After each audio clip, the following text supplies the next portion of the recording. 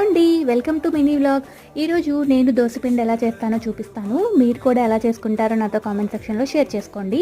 ముందుగా అయితే ఒక గ్లాస్ మినపప్పుకి 2 గ్లాసులు బియ్యం వేసేసి నేనైతే నానబెట్టేస్తాను. ఈజీగా 6 నుంచి 8 అవర్స్ వరకు నేను నానేలాగా చూసుకుంటాను. తర్వాత గ్రైండర్లో వేసేస్తాను అనమాట. చక్కగా వాటర్ వేసుకుంటూ మధ్య మధ్యలో కదుపుకుంటూ చక్కగా మంచిగా ఇట్లా సాఫ్ట్గా అయ్యేలాగా పిండి అయితే రుబ్బేసుకుంటాను.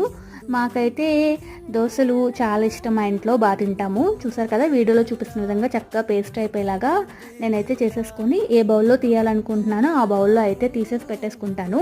మూత పెట్టేసి ఫెర్మెంట్ అవ్వడానికి ఒక నైట్ అంతా బయటే ఉంచుతాను. నేను ఇందులో మెంతులు కానీ పప్పులు కానీ అలాంటివి ఏమీ యాడ్ చేయను. నార్మల్గా బియ్యం మినపప్పు అయితే మిక్సీ పట్టేసుకుంటాను. కిందిలా ప్లేట్ పెట్టేసి ఒక నైట్ అంతా ఫెర్మెంట్ అవనిస్తాను అనమాట. ఫెర్మెంట్ అయితేనే మాకు దోశ బాగా నచ్చుతుంది. సమ్మర్లో అయితే మంచిగా ఫెర్మెంట్ అవుతుంది, కొన్నిసార్లు వింటర్లో సరిగ్గా అవ్వదనమాట. ఇవన్నీ వేయకపోయినా కూడా మాకు దోశ బాగానే వస్తుంది. మీరు ఎలా చేసుకుంటారు దోశ పిండి? Comment section